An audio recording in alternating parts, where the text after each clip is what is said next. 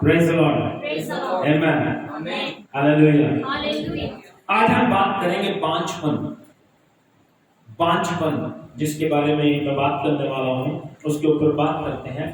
बांझपन क्या है? बांझपन है किसी को औलाद ना होना या वंश आगे ना बढ़ना। लेकिन ये कोई बीमारी नहीं है, इट इज अ ब्लॉकेज। ये प्रभु की ओर से एक रुकावट है, एक बंधन है, ये कोई बीमारी नहीं है। बाइबल क्लियर कहती है, वचन में चलते हैं। लूका का रचित सुसमाचार उसका 1 अध्याय 5 वचन से लेकर 7 वचन तक। ध्यान दीजिएगा वचनों पे, भेद की बातें करूंगा। ये वचन आज से 2 हफ्ते पहले मुझे मिला था, लेकिन प्रभु ने चेंज कर दिया। उसने डिलीवरेंस की बात की, लास्ट वीक फिर डिलीवरेंस की बात कर रहे थे क्योंकि हमारा देश आजाद हुआ था। तो उन वचनों पर गौर करते हैं जो प्रभु ने हमसे बात की है। हाँ जी, लूका 1 का 5 से 7 तक। यहूदियों के राजा हेरोदेस के समय अबिय्याह के दल में जकरिया नाम का एक याजक था। हाँ जी। और उसकी पत्नी हारून के वंश की थी। हाँ जी। इसका नाम एलिशिबा था। वे दोनों परमेश्वर के सामने धर्मी थे। दोनों परमेश्वर के सामने धर्मी थे और प्रभु की सारी आज्ञाओं और विधियों पर निर्दोष चलने वाले थे। प्रभु की आज्ञाओं और विधियों पर निर्दोष चलते थे।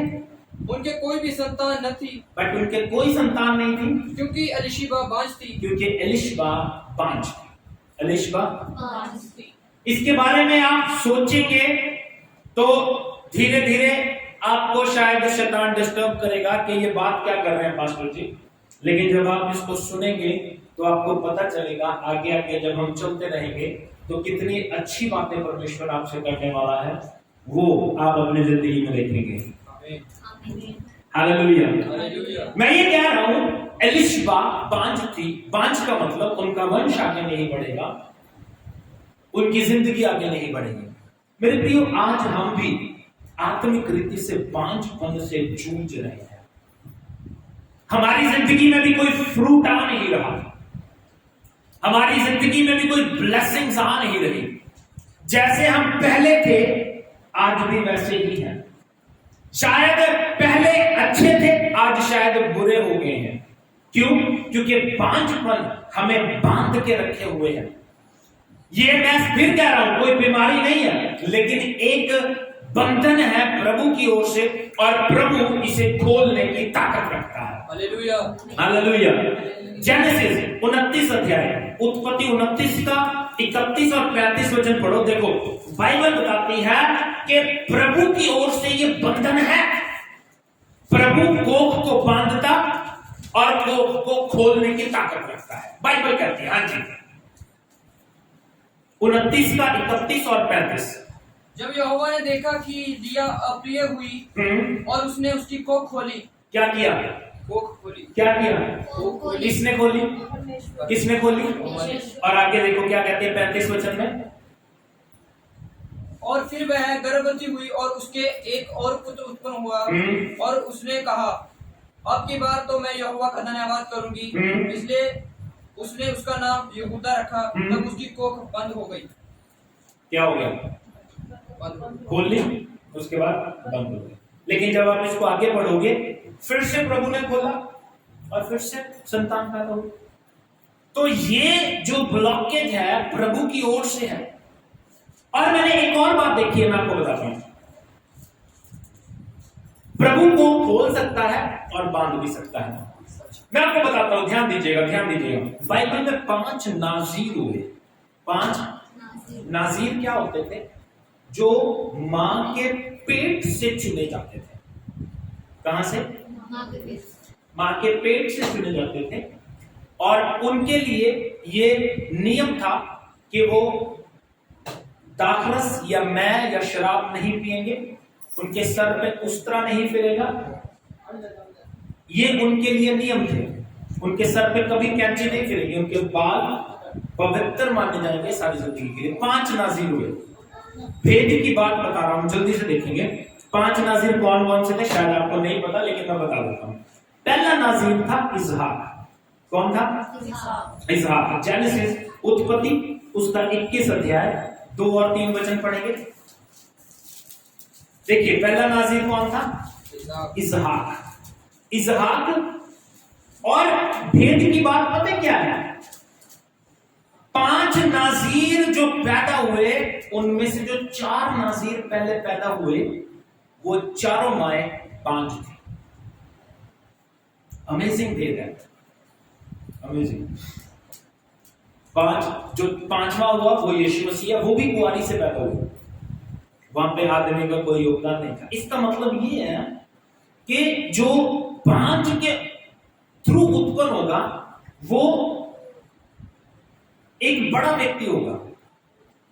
समझ रहे हो? देखो मैं कह रहा हूं 5 नाजीरों में से पहले 4 नाजीर जो है सारे के सारे वो बांझ से पैदा हुए। बाइबल कहते हैं, मैं नहीं कहता। हाँ जी, उत्पत्ति 21 का 2 और 3। सारा अब्राहम से गर्भवती हुई। कौन? सारा। हाँ जी। और उसके बुढ़ापे में उसी नियुक्त समय पर जो परमेश्वर ने उससे ठहराया था एक पुत्र उत्पन्न हुआ। सबको पता है सारा बांझ। सारा कितने साल बाद बच्चा हुआ उनके? 25 साल के बुढ़ापे में पैदा हुआ। पहला नाजीर इज़हाक, दूसरा नाजीर था सैमसन या शमशून जिसे आप कहते हैं। न्यायों की पुस्तक उसका 13 अध्याय 1 वचन से 5 वचन तक पढ़ेंगे। सैमसन, शमशून, न्यायों, उत्पत्ति, निर्गमन, लय व्यवस्था, गिनती, व्यवस्था विवरण, यहोशू, न्याय, 7वीं किताब है। इसीलिए कहता हूं किताबों के नाम याद कर लो। न्यायों उसका 13 अध्याय 1 वचन से 5 वचन तक। हाँ जी।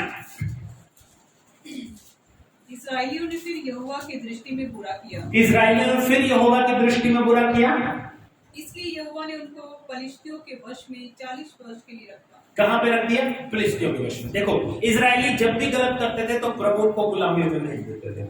यहां पे भी क्लियर लिखा है, when you do something wrong, जब आप कुछ गलत करेंगे तो प्रभु कुछ ना कुछ प्रॉब्लम देके आपको सुधारने की कोशिश करेंगे। राइट?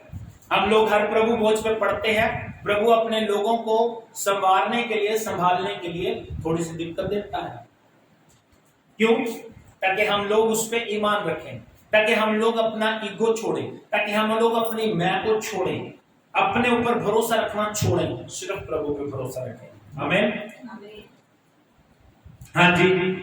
दानियों के कुल का सेरावासी मानो नामक एक पुरुष था, जिसकी पत्नी के बांझ होने के कारण कोई पुत्र ना था। मैं फिर कह रहा हूं, देखो मेरे वर्ड के ऊपर गौर करना। 5 पद में बात कर रहे हैं। 4 नाज़ीर जो पहले हुए उनमें से चारों के चारों बांझ से पैदा हुए। सैमसन की बात कर रहे हैं, इज़हाक बांझ से पैदा हुआ, सैमसन शमशून बांझ से पैदा हुआ। हाँ जी।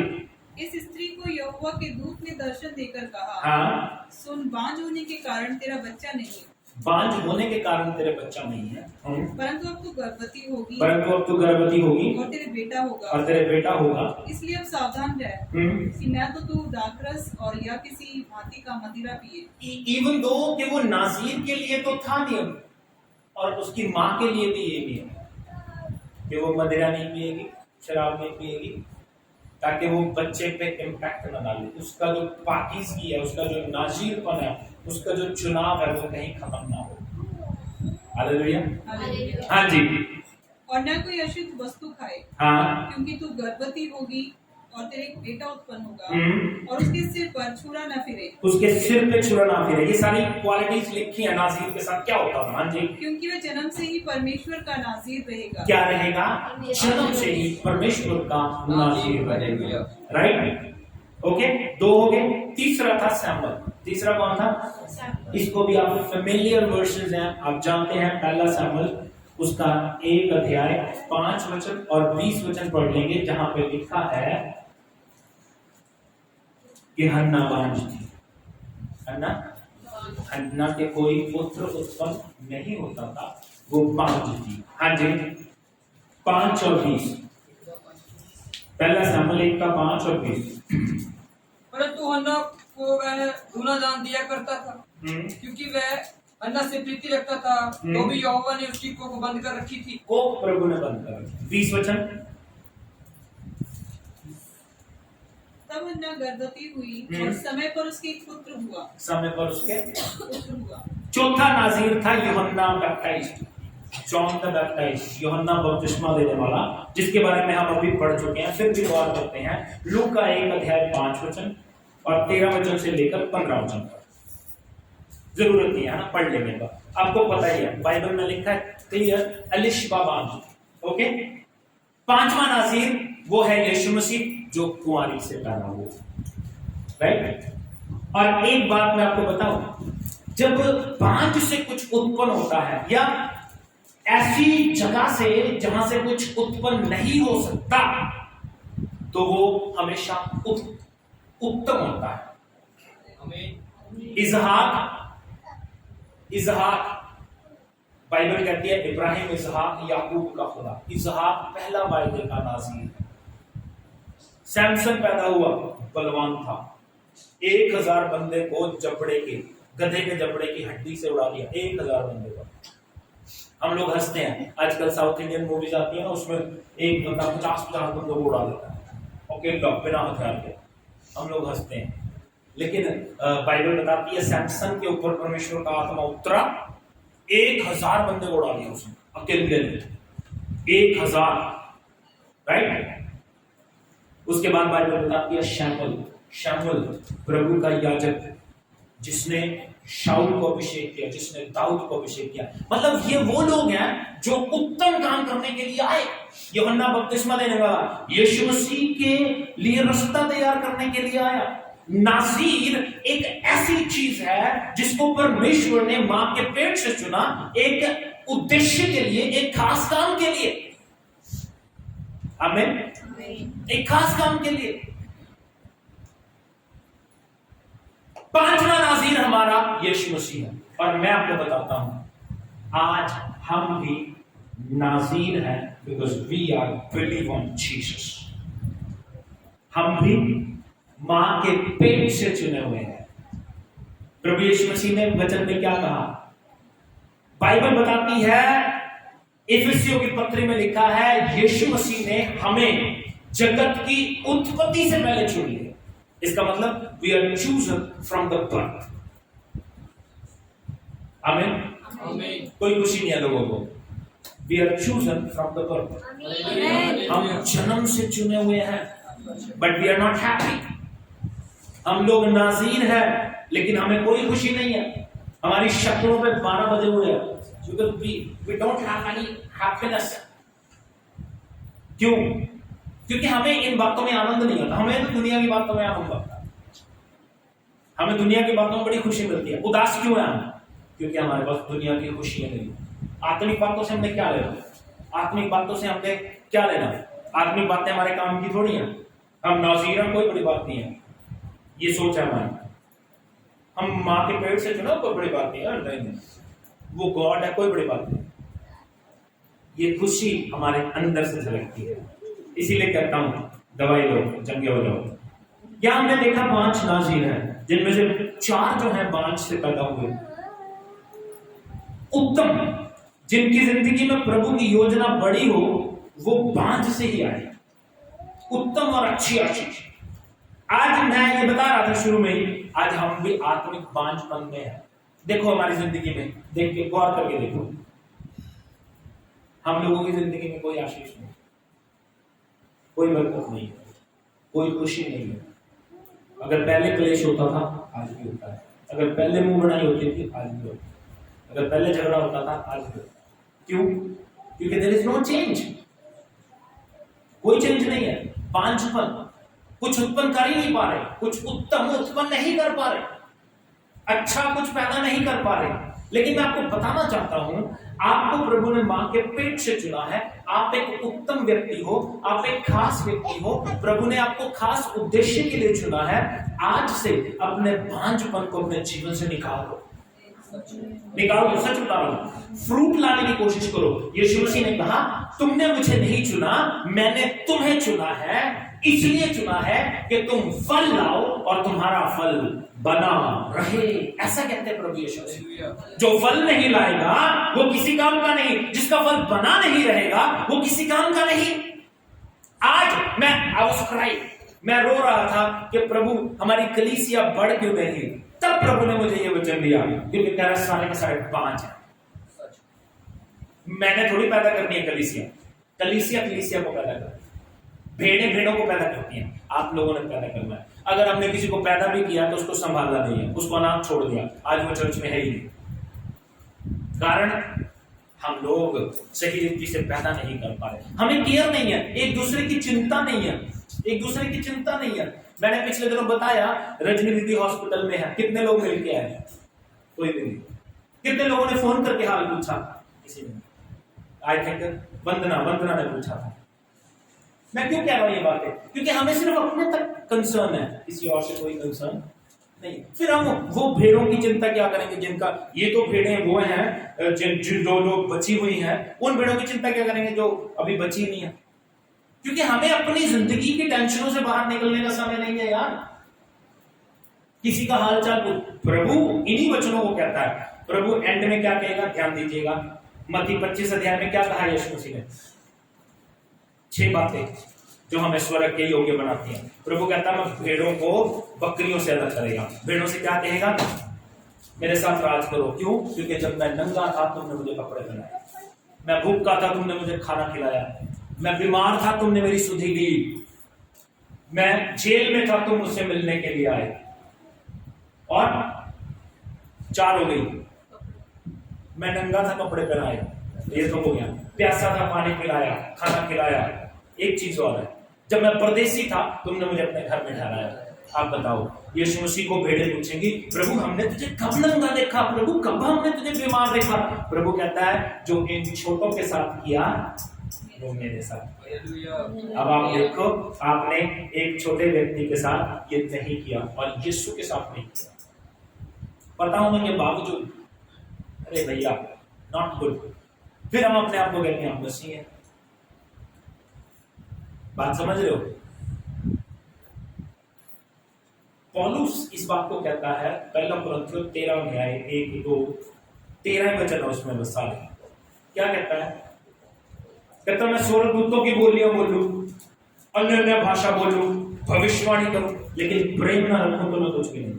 We need to love each other। एक दूसरे के लिए प्यार होना चाहिए, एक दूसरे की रिस्पेक्ट, एक दूसरे की केयर होनी चाहिए। हम करते नहीं। आज इसीलिए मैं कह रहा हूं क्योंकि हम बांझपन से चूक गए हैं। हमें कुछ फर्क ही नहीं पड़ता, हमारी जिंदगी में कोई असर ही नहीं है, वचनों का कोई असर नहीं है। हम ड्यूटी निभाते हैं कि हमने चर्च आना है, उसके बाद घर चले जाना है, ये हमारा एक फर्ज निभा रहे हैं। हालेलुया। ये बांझपन टूटेगा कैसे? हम अपनी लाइफ में देखें, ये बांझपन टूटेगा कैसे? जल्दी से बताऊंगा।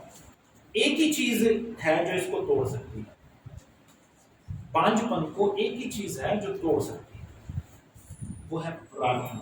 क्या है? मैं आपको इनकी प्रेयर्स, जो बांझ थी इनकी प्रेयर्स के ऊपर नजर करवाना चाहता हूं। सबका स्टाइल डिफरेंट है, सबकी बातें अलग है, और ध्यान दीजिएगा प्रार्थना का तरीका देखिएगा उनका। उत्पत्ति उसका 15 अध्याय 1 वचन से 6 वचन तक। इसहाक जो बांझ से पैदा हुआ उसके बारे में इब्राहिम खुदा से बात करता है। किस तरीके से करता देखिए। प्रार्थना कीजिए, अगर आप अपने जीवन में कुछ भी चाहते हैं या कुछ भी पैदा नहीं हो पा रहा है, कोई आशीष कई सालों से रुकी हुई है, वी नीड टू प्रे। इसीलिए यीशु मसीह ने कहा लूका का 18 अध्याय, नित्य प्रार्थना करना और हयात नहीं छोड़ना। नित्य प्रार्थना करना, एवरी डे। देखो क्या कहते हैं प्रभु। हाँ जी, 15:1 से 6 तक। इन बातों के पश्चात यहोवा का यह दर्शन, अच्छी बातें सुनना। देखो प्रभु ने क्या कहा। हाँ जी, यह वचन दर्शन में अब्राहम के पास पहुंचा। हाँ। हे अब्राहम मत डर, हाँ। तेरी ढाल और तेरा अत्यंत बड़ा प्रतिफल मैं हूँ। प्रभु ने उसे दर्शन दिया, कहता है इब्राहिम डर मत, इब्राहिम तेरा अत्यंत बड़ा प्रतिफल और तेरी सहायता मैं, मेरा तेरा गढ़ मैं। हाँ जी। अब्राहम ने कहा, आगे अब्राहम की बातें सुनो, कितनी मीठी और कितनी प्यारी बातें करेगा। हाँ जी। हे प्रभु यहोवा, कहता प्रभु जी मैं तो निर्वश हूँ, मैं निर्वश हूँ, और मेरे घर का वारिस यह दमिश्कवासी एलीएजर होगा। कहता मेरे घर का वारिस ही नहीं है, ये तो मैं एलीएजर जो मेरा नौकर है, मेरा सेवक है, वो उसी को अपने घर का वारिस बना दूंगा। अजय अतः तू मुझे क्या देगा? तू मुझे क्या देगा? प्रभु कहता तू मेरा, मैं तेरा अत्यंत बड़ा प्रतिफल हूँ। और अब्राहम कहता प्रभु मुझे प्रतिफल नहीं चाहिए, जिस चीज की भूख प्यास है वो एक संतान है जो तूने मुझे नहीं दी। तरीका देखो, मतलब उनके मिठास, रिश्ते की मिठास देखो, किस तरह से बात कर रहे हैं। सबका अलग अलग होएगा, जिन बांझों की जिनकी बात कर रहे हैं सबका अलग अलग तरीका। अब मैं सोच के बड़ा हैरान था प्रभु जब ये टॉपिक दे रहा था। क्या कहता है? कहता प्रभु जिसकी बात तू कर रहा है एलियाजर मेरे घर का वारिस होगा। हाँ जी। और अब्राहम ने मुझे तो तूने वंश नहीं दिया। कहता तूने मुझे वंश नहीं दिया। और क्या देखता हूँ कि मेरे घर में उत्पन्न हुआ एक जन मेरा वारिस होगा। क्या देख रहा हूं मैं? तू कह रहा है मैं तेरा बड़ा अत्यंत बड़ा प्रतिफल हूं, लेकिन प्रभु मेरे घर का वारिस तो एलियाजर जो बगाने देश का बगाना पता पैदा हुआ है। जी। तब यहोवा का यह वचन उसके पास पहुंचा। प्रभु कहता है यह तेरा वारिस ना होगा, ये तेरा वारिस नहीं होगा, तेरा तो निज पुत्र होगा, वही तेरा वारिस होगा। तेरा निज पुत्र तेरा वारिस होगा। When you pray, मेरी बात को सुनना, आपको चाहिए आप एक रिश्ता प्रभु के साथ सही बनाओ। जब आपसे प्रभु बात करे तो आप अपनी बात उस पर बताओ, जैसे इब्राहिम बताता है। अमेजिंग है, अमेजिंग। प्रार्थना करने का तरीका, खुदा आया है, कहता मैं तुझे ब्लेस करूंगा। कहता प्रभु क्या ब्लेस करें? मैं तेरा बड़ा प्रतिफल हूं। कहता प्रभु क्या प्रतिफल? जिस चीज की मुझे जरूरत है वो मेरे पास है। ओके, दूसरी बात देखते हैं हम, है ना, हन्ना की प्रार्थना कई बार हमने पढ़ी है, लेकिन आज भी देखेंगे। पहला सैमुएल उसका 1 अध्याय 9 वचन से देखो, देखो उसकी बातें कितनी अच्छी हैं और उसका प्रार्थना करने का तरीका देखो। मैं कह रहा हूं ये बांझपन जो है ना प्रार्थना से ही जाएगा, उसके बिना नहीं जाएगा। पहला सैमुएल उसका 1 अध्याय 9 वचन से पढ़ने लगा हूं। तब शीलो में खाने और पीने के बाद हन्ना उठी और यहोवा के मंदिर में चौखट के एक बाजू के पास एली याजक कुर्सी पर बैठा हुआ था। वह मन में व्याकुल होकर यहोवा से प्रार्थना करने लगी और बिलक बिलक कर रोने लगी। और उसने यह मन्नत मांगी, रो रही है, बिलक बिलक रो रही है, सिर्फ आगे पढ़ेंगे ना पता चलेगा। बिलक बिलक के रोने लगी। प्रार्थना में मन्नत भी मान ली, प्रार्थना में मन्नत मान ली। क्या? हे सेनाओं के यहोवा, यदि तू अपनी दासी के दुख पर सचमुच दृष्टि करे और मेरी सुधि ले और अपनी दासी को भूल ना जाए और अपनी दासी को पुत्र दे, तो मैं उसे उसके जीवन भर के लिए यहोवा को अर्पण करूंगी और उसके सिर पर छुरा फिरने ना पाएगा। ओके? जब वह यहोवा के सामने ऐसी प्रार्थना कर रही थी तब एली उसके मुंह की ओर ताक रहा था। हन्ना मन ही मन कह रही थी, उसके होठ तो हिलते थे परंतु उसका शब्द ना सुन पड़ता था। इसलिए एली ने समझा कि वह नशे में है। प्रार्थना देख रहे हो, आवाज भी नहीं आ रही, आवाज सिर्फ होठ हिल रहे हैं और बिलक बिलक के रो रही है, अपने दुख को व्यक्त कर रही है। अमेजिंग। एली को लगा कि उसे नशे में बैठी है वो। हन्ना ने कहा, नहीं हे प्रभु, मैं तो दुखिया हूं, मैंने ना तो दाख मधु पिया है और ना मदिरा। मैंने अपने मन ही में बात खोलकर यहोवा से कही है, अपनी दासी को ओछी स्त्री ना जान। और कुछ मैंने अब तक कहा है वह बहुत ही शोकित होने और चिढ़ाई जाने के कारण कहा है। एली ने कहा, कुशल से चली जा, इजराइल का परमेश्वर मुझे तुझे मन चाहा वर दे। उसने कहा, तेरी दासी तेरी दृष्टि में अनुग्रह पाए। तब वह स्त्री चली गई और खाना खाया और उसका मुंह फिर उदास ना रहा। अब आप बताओ मुझे, उसका मुंह उदास नहीं रहा, उसको साथ की साथ बरकत मिल गई। एक प्रोसेस है, टाइम है ना, 9 महीने का टाइम तो है बच्चे का। लेकिन बाइबल ये बताती है जब उसने प्रार्थना की उसके बाद उसका फेस उदास है, उसका मुंह उदास है, क्योंकि उसे पता था कि मेरी प्रार्थना सुन। बिलीव, विश्वास करो। जब आप किसी चीज के लिए प्रार्थना करें उस पर विश्वास करो कि प्रभु ने सुन ली। अपनी हीलिंग के लिए प्रेयर कर रहे हो, प्रभु तूने सुन ली, तेरा धन्यवाद। प्रभु तूने मुझे चंगा कर दिया, तेरा धन्यवाद। परिस्थितियां कुछ भी हो, परिस्थितियां अभी भी वही हैं कि वो बांझ है, लेकिन प्रभु ने उसको सुन लिया। ओके, तीसरी और आखिरी बात जल्दी से बताऊंगा। सैमसन के लिए नहीं लिखा कि उसने प्रार्थना की है, कहीं नहीं लिखा उसकी मां ने प्रार्थना की भी होगी, बट मुझे नहीं मिला। लेकिन यूहन्ना बपतिस्मा देने वाले का पापा जकरिया और हन्ना शायद घर में प्रेयर करते होंगे, लेकिन उनके लिए क्या लिखा है ध्यान देंगे। लूका उसका 1 अध्याय 13 और 13, 14, 15, 16, 13 वचन से 16 वचन तक देखिए क्या हुआ। हाँ जी, परंतु स्वर्गदूत ने उससे कहा, क्या हुआ? जकरिया की ड्यूटी उसके नाम पर पर्ची निकली और वो प्रभु के मंदिर में याजक का काम करने के लिए गया और स्वर्गदूत ने वहां से दर्शन दिया। हाँ जी, कि जकरिया भयभीत न हो, जकरिया डरना। हाँ जी, क्योंकि तेरी प्रार्थना सुन ली गई है। क्या सुन ली गई है? क्या सुन ली गई है? प्रार्थना। वो कौन सा प्रार्थना कर रहा था? प्रार्थना कर रहा था वो? नहीं बताती बाइबल। हाँ, चलते फिरते एक रहता है ना दिल में दर्द कि यार ये चीज मेरे पास नहीं, चलते फिरते कभी क्या होता है प्रभु दे दे, उसी को प्रभु ने सुन लिया मंदिर में। देखो वो प्रार्थना इस विषय में नहीं कर रहा। मंदिर में जाने का मकसद क्या है उसका? उसकी ड्यूटी है, बाहर लोग बाइबल बताती है उसके लिए प्रेयर कर रहे हैं, लोग उसके लिए प्रेयर कर रहे हैं, लेकिन फरिश्ता आके मैसेज देता है तेरी प्रार्थना सुन ली गई। क्यों? क्योंकि याजक जो पद था जकरिया और एलिशबा के लिए लिखा है, थोड़ा सा ऊपर देखेंगे, बोथ वर राइचियस, दोनों धर्मी थे, दोनों। बरकत है या नहीं? अभी भी गाना गाया था ना, तो चंगा कर या ना कर, तू मेरा परमेश्वर है। हूं प्रभु कहता जी हमें कह रहे हैं तू चंगा कर या ना कर, तू मेरा परमेश्वर है, फिर मैं इन्हें चंगा कराऊं, है ना। अभी यहां पे भी ये भी यही कहते होंगे, बस अपनी मस्ती में लगे हुए हैं, तेरी है ठीक है, नहीं तेरी तब ठीक है।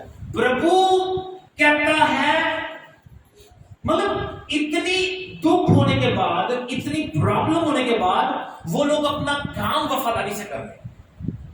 हम लोग अपनी जिंदगी में छोटी छोटी बातों पे रोते हैं, छोटी छोटी बातें, लाइट नहीं है तो रोने लगते हैं, हाय गर्मी, ठंड ज्यादा पै गई, हाय ठंड, बाहर टॉयलेट बंद हो गया तो रोने लग गए। क्यों लाइफ, क्यों हम इन छोटी छोटी बातों पे रो रहे हैं? क्यों छोटी छोटी बातों पे, जबकि हमें प्रभु ने इतना कुछ दिया है। इनको देखो जिनके पास कुछ नहीं है, लेकिन राइचियसनेस देखो, उनकी धार्मिकता देखो, फिर भी प्रभु के डर में जी रहे हैं, फिर भी प्रभु के भय में जी रहे हैं। मरियम के बारे में सोचो, कुंवारी के पास फरिश्ता पहुंच गया, फिर भी वो कहती है कोई बात नहीं, एक कुंवारी गर्भवती हो लोग क्या कहेंगे, लेकिन वो कहती है for the glory of God, प्रभु की महिमा के लिए जैसा फरिश्ते को कहता है वैसा हो। अरे भैया जो मर्जी हो रहा है, कुछ भी हो रहा है, रोने की जरूरत नहीं है। अपने काम को वफादारी से करते रहो, अपना काम, अपना पाठ तो निभाते रहो, प्रभु अपना निभाएगा। मुझे नहीं पता वो क्यों देर कर रहा है, मुझे नहीं पता आपकी प्रार्थना क्यों नहीं सुनी जा रही, मेरी प्रार्थना क्यों नहीं सुनी जा रही। देयर इज अ टाइम, एक टाइम पीरियड है। और प्रभु शायद एक दिन हमारे पास आज रात कोई प्रकट होकर कह दे, बेटा इतने दिन से तू प्रार्थना कर रहा था, आज तेरी प्रार्थना सुन ली गई है ना। लेकिन उनकी खासियत देखो कि वो इस विषय में प्रार्थना करते होंगे, लेकिन अभी वो सिर्फ याजक पद का काम करने के लिए, धूप जलाने के लिए, लोगों के बलिदान लेके, लोगों की रिक्वेस्ट लेके प्रभु की हजूरी में गया है। लेकिन प्रभु कहता है तेरी प्रार्थना सुन ली गई है। और क्या कहता है जी? और तेरी पत्नी एलिशिबा से तेरे लिए एक पुत्र उत्पन्न होगा। एलिशिबा से तेरे लिए एक पुत्र उत्पन्न होगा।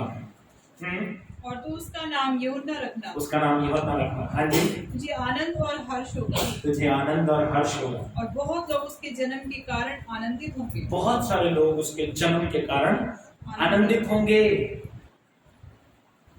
काफी आज अपने जीवन से बांझपन को निकालने के लिए एक ही बात मैं बता रहा हूं, we need to pray. Anything you need, कुछ भी आपको चाहिए, मे बी आपको एक अच्छा पद चाहिए, pray every day। देखो मैं तो आपके लिए करता हूं, मैं आपके लिए प्रेयर करता हूं, कोमल एक अच्छी जॉब पे सेट हो जाए, मैं प्रेयर करता हूं, परवीन को अच्छा काम मिले, मानव प्रमोट हो, मैं प्रेयर करता हूं, नवीन ब्लेस हो, पढ़ाई लिखाई में आशीष आए, रोहित मोहित की पढ़ाई लिखाई में आशीष आए, रोहित पक्का हो जाए। मेरी प्रार्थना है अजय को जॉब मिले, मेरी प्रार्थना है, बट हम अपना दुख भी दिखाएं, प्रभु के साथ टाइम स्पेंड करें, बैठें, अपने बांझपन को आज ही दूर कर दो। आज रात को बैठ जाओ, प्रभु दे मुझे चंगाई, प्रभु मुझे छुटकारा दे, प्रभु मुझे चंगाई दे, शिफा दे, मुझे एक अच्छी जॉब दे, मेरी सीट जो मेरे लिए है प्रभु मुझे दे। जब आप इस तरह से दुख में रो के प्रार्थना करेंगे तो प्रभु डेफिनेटली आपकी सुनेगा, बांझपन दूर हो जाएगा, रुकी हुई आशीषें खुल जाएंगी, बंधन टूट जाएंगे और रुकावटें दूर हो जाएंगी। इनकी हुई है तो हमारी भी हो जाएगी, बांझपन आज ही दूर हो जाएगा। आमेन। God bless you. प्रभु आपको आशीष दे। Thank you Jesus, holy spirit of God, hallelujah.